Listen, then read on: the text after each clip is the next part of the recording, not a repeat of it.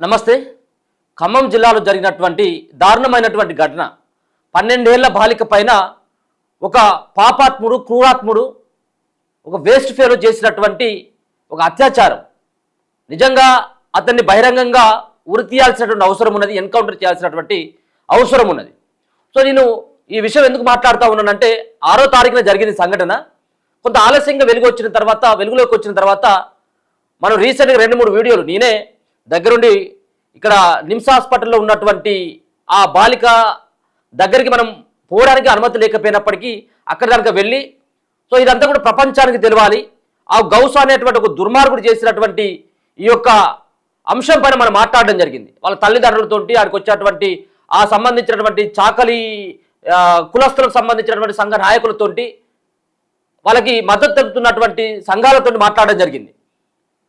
నేను ఎందుకు చెప్తూ ఉన్నానంటే కొంతమంది ఈ పెయిడ్ ఆర్టిస్టులు, కొంతమంది సోషల్ మీడియాలో ఎవరిపైన బుద్ధ జల్లితే కొంత ఇమేజ్ వస్తుందనో, లేకపోయినట్టయితే వాళ్ళ గురించి మాట్లాడితే మేము పెద్దోళ్ళం అని చెప్పేసి భావించేటువంటి కొంతమంది ఉన్నారు.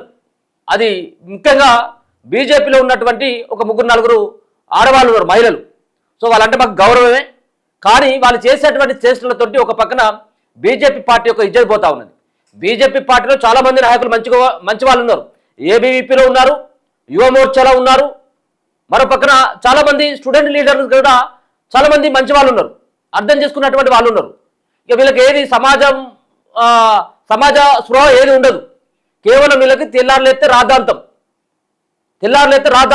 దేవుడి మీద రాజకీయాలు చేయాలా, విగ్రహాల మీద రాజకీయాలు చేయాలి, కులం మీద రాజకీయాలు చేయాలా, ఇక లేకపోయినట్టయితే ఈ సచ్చిన శవాల దగ్గరికి పోయి రాజకీయాలు చేయాలి, సనాతన ధర్మం మీద రాజకీయాలు చేయాలా. వీళ్ళకు సమాజంలో ఏ స్పృహ లేదు, కేవలం ఈ స్పృహ మాత్రమే. వీటి మీద 4 ఓట్లు దండుకోవాలి అన్నటువంటి ఒక ప్రయత్నం తప్పించి ఇంకేం లేదు వీళ్ళకి.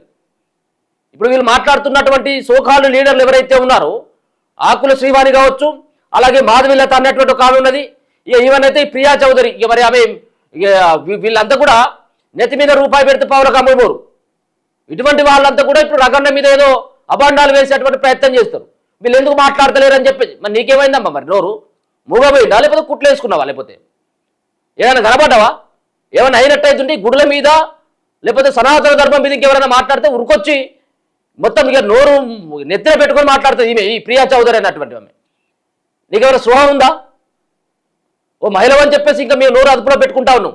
నోరు అదుపులోకి పెట్టుకోకపోతే ఖబర్దార్ అని చెప్పేసి అంటా ఉన్నావు, ఒక మహిళ అయినప్పుడు కూడా.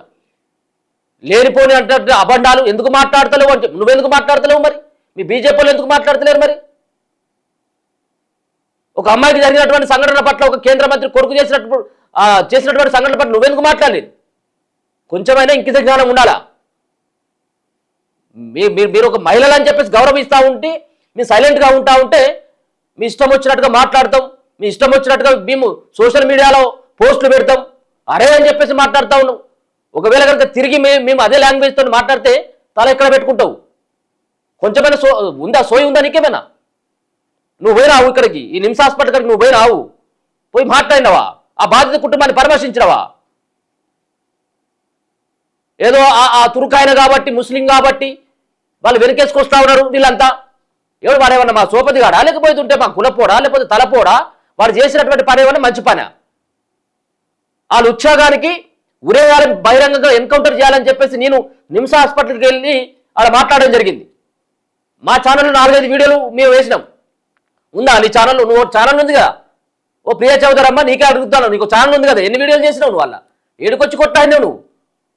ఇస్త్రీ చేసినటువంటి చీరలు అలగకుండా పోయి ఏసీ రూమ్లో కూకొని ఏసీ కార్లలో తిరుక్కుంటా వాళ్ళు ఇచ్చేటువంటి వీళ్ళు ఇచ్చేటువంటి ఎంగిలి మెతులకు ఆశపడి 4 మాటలు మాట్లాడితే నడుస్తుందని చెప్పేసి అనుకుంటా ఉన్నావు. సోషల్ మీడియాలో ఈ పోస్టు పెట్టేస్తుంటే ఆహో ఓహో అని చెప్పేసి చాలా మంది హిందూ సంఘాల నాయకులంతా కూడా మాకు మద్దతు తెలుపుతారని చెప్పేసి అనుకుంటా ఉన్నావు. నీకంటే ఎక్కువ భక్తులం ఇక్కడ మేము. సనాతన ధర్మాన్ని ఎక్కువ గౌరవించేటువంటి వాళ్ళం, తెల్లారులు ఎత్తే గుడులకు పోయేటువంటి వాళ్ళం, రామునికి మొక్కుతాం, అలాగే అమ్మవార్లకు మొక్కుతాం. మీరు ఆ పేరు మీద డ్రామాలు ఆడుకుంటూ ఇలా లేనటువంటి ఒక బురద వెళ్ళేటువంటి ప్రయత్నం చేస్తావు. సోషల్ మీడియాలో నువ్వు దేనిపైన కొట్లాడినావు? నువ్వు ఈ వీటిపైన కాకపోతే మేము వెలికి తీసేటువంటి ఈ సంఘటనల పట్ల మీరు బయటకు వచ్చి వాటిపైన కచ్చి పేసుకొని మేమే చేసినామని చెప్పేసి గొప్పలు చెప్పుకుంటున్నటువంటి మీరా చేసేది? ఎన్ని చేసినా మేము, మాకు పార్టీలతో సంబంధం లేదు, మాకు ఓట్లు రావాలని ఏమి లేదు, లేకపోతే అక్కడ ఉన్నటువంటి అధిష్టానం మమ్మల్ని గౌరవించాలని ఏమి లేదు. నువ్వు నువ్వు నువ్వు అట్లా మాట్లాడితే నీకు రేపు సీట్లు ఇస్తారు కావచ్చు, రేపు ఓట్లు వస్తాయి కావచ్చు అని చెప్పేసి మీరు ఈ దిగజారుడు రాజకీయాలు చేసుకుంటూ నోరుకు అదుపులోకి కనుక పెట్టుకోపోయినట్టయితే ఉంటే మరోసారి హెచ్చరిస్తా ఉన్నాం. ఏం తమాషాలా ఇవంతా? సోషల్ మీడియాలో పోస్టులు పెట్టి ఒకటే లైనిగా మీరంతా కూడా ఏంటంటే సనాతన ధర్మం అంటాం, లేదా దేవుని ఎక్కడ ఏడు దేవుడిని గౌరవించలేదు. ఈ అమ్మాయి పట్ల ఎవరు మాట్లాడిల్లు చెప్పు మీ బీజేపీలు ఎవరి పేర్లు? ఇప్పుడు నిన్ననేమో హరీష్ రావు పేరు మేము పోయొచ్చిన తర్వాత, నేను పోయొచ్చిన తర్వాత మంత్రులు వెళ్ళి అక్కడికి నిన్న తుమ్మల నాగేశ్వరరావు, మేము పోయించినాక మీ సోషల్ మీడియా మీరు ఎవరినైతే పోస్టర్లు పెట్టి మీరు వీళ్ళంతా కూడా సపోర్ట్ చేస్తూ ఉన్నారు, ఇక్కడ ఆడపిల్ల మీద జరిగినటువంటి అత్యాచారం గురించి మాట్లాడతలేరు అని చెప్పి అంటా ఉన్నావు కదా. మేము మాట్లాడిన తర్వాతనే స్పందన వచ్చింది. వాడిని బహిరంగంగా ఉరి తీయాలని చెప్పేసి డిమాండ్ చేసినాం. వాడిని మేపుడు కాదు జైళ్ళల్లో, వాడిని ఎన్కౌంటర్ చేయండి. ఒక రెడ్డి బిడ్డకైతే అట్లా ఉంటుంది, ఇలా చాకలి బిడ్డకైతే అట్లా ఉంటుందా? తాత కాడికి అమ్మమ్మ కాడికి ఆడుకోవడానికి వచ్చినటువంటి ఒక 12 ఏళ్ల బాలిక పైన ఆ దుర్మార్గుడు చేసినటువంటి ఒక అత్యాచారం, ఇది చాలా సమాజం అంతా కూడా దీనిపైన స్పందించాలని చెప్పేసి మేము నిలదీయడం జరిగింది. ఇక అయినా కానీ నీ లైన్ నీదే, దీనిలో వీళ్ళని బదనం చేయాలి, బురద జల్లాలి, కొంచెమైనా ఉండాలి. ఇప్పటికైనా గ్రహించుల్ని. ఈ పిచ్చి పిచ్చి పోస్టర్లు పెడితే మేము ఇళ్ళనే పుట్టి పెరిగిందంతా కూడా మేము ఇళ్ళనే. మీకు ఇవాళ రేపట్లో ఏఐతో ఏమైనా ఫోటోలకి ఇట్లా క్రియేట్ చేస్తూ ఉన్నామేమో, కానీ మేము క్రియేట్ చేసి మీ మీద వదిలినామంటే తల ఎక్కడ పెట్టుకోవాలో మీరే ఒకసారి అర్థం చేసుకోరు. మేము ఎడిటింగ్ చేసి మేము సోషల్ మీడియాలో మాకున్నటువంటి అకౌంట్స్లో మాకున్నటువంటి ఫేస్బుక్లో, ట్విట్టర్లో, ఇన్స్టాలో పోస్ట్ చేసినట్టయితే ఉంటే ఎట్లా ఉంటుంది మీ భవిష్యత్ అంతా? ఇది పెట్టి అరే అని చెప్పేసి మాట్లాడుతూ ఉంది, అరే రాఘోట, అరే దాసర్ సీన్ అని చెప్పేసి మాట్లాడతావు, అరే పృథ్వీ అని మాట్లాడతావు, ఇష్టం వచ్చినట్టుగా మాట్లాడతావు. మాకు నోరు లేదా? మీకేమన్నా ఇంకా అడ్డు ఉంటుందేమో, అదుపు ఉంటుందేమో, మాకు అది కూడా ఉండదు. ఒకవేళ కనుక తెగించినట్టయితే ఉంటే, ఒకవేళ కనుక గుర్తు చేసుకొని మరోసారి ఈ పిచ్చి పిచ్చి వాగుడు కనుక బంద్ చేసుకోకపోతే ఈ లాస్ట్ అండ్ ఫైనల్. ఇది ఏ స్పృహలేదు, దేనిపైన ఉండదు. ఓ చదువు పైన ఉన్నది, ఇచ్చినటువంటి హామీల పైన మాట్లాడవు, బీజేపీ ఇచ్చినటువంటి వాటిపైన మాట్లాడు, కాంగ్రెస్ పార్టీ వాళ్ళు మాట్లాడినటువంటి దానిపైన కౌంటర్ ఏది ఉండదు. కేవలం సనాతన ధర్మం, దేవుళ్ళు, గుడులు. మాకు లేదా? గుడుల మీద దాడి జరిగినప్పుడు మేము పోలేదా? నర్సంపేట దగ్గర జరిగినటువంటి ఈ యొక్క పురాతనమైనటువంటి ఆలయాన్ని కూల్చేసిందని చెప్పేసి మేమే మాట్లాడింది. బీజేపీలో ఎక్కడ నిద్రపోయారు? ఆడున్నటువంటి వరంగల్ జిల్లాలో ఉన్నటువంటి ఆ మహిళలంతా ఎక్కడ పోయారు? అక్కడ ఉన్నటువంటి బీజేపీ పార్టీ నేతలు ఎక్కడ పోయారు? ఇక్కడ ఉన్నటువంటి మీ రాష్ట్ర నాయకత్వం ఎక్కడ పోయింది? అది మాట్లాడు. ఇక్కడ కాజుపేట దగ్గర 3 ముక్కలు చేసి అక్కడ ఉన్నటువంటి ఆంజనేయ స్వామి విగ్రహాన్ని చెప్పేసి మేమే మాట్లాడినాం. పోయినావు అక్కడికి? నువ్వేమన్నా అడిగిపోవు. కోవా పన్ను విషయంలో అయితే అక్కడికి ఆంధ్రదంగా పంపుతావు. ఈమె చెప్తా ఉన్నా, ఈ ఛానల్, ఈ వ్యవహారం, ఈ కథ అంతా కూడా. నేను అక్కడికి కూడా పోవద్దు అనట్లేదు, ఇక్కడికి ఎందుకు పోలేదని అడుగుతా ఉన్నాం. ఈ పిచ్చి పిచ్చి ఈ రాజకీయాలు చేసుకుంటూ ఈ పిచ్చి పిచ్చి వాటి కోసం మాట్లాడినట్టయితే ఉంటే మరోసారి హెచ్చరిస్తా ఉన్నాం, జాగ్రత్త. నోరు అదుపులోకి పెట్టుకోవాల్సిన అవసరం ఉన్నది.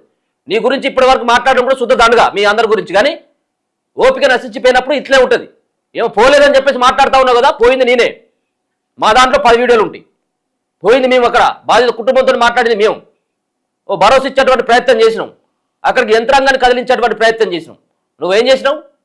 మంచిగా నలగనటువంటి బట్టలు, చీరలు కట్టుకొని అక్కడ 4 గోడల మధ్యలో ఏసీ రూములలో ఒక సోషల్ మీడియాలో 2 నిమిషాల వీడియో చేసి పెడితే ఇక నేనే చేసినామని చెప్పేసి అనుకుంటే ఇది సరైనటువంటిది కాదు, జాగ్రత్త. మరోసారి హెచ్చరిస్తా ఉన్నాం. చూస్తూనే ఉండండి మన తొలి వెలుగు.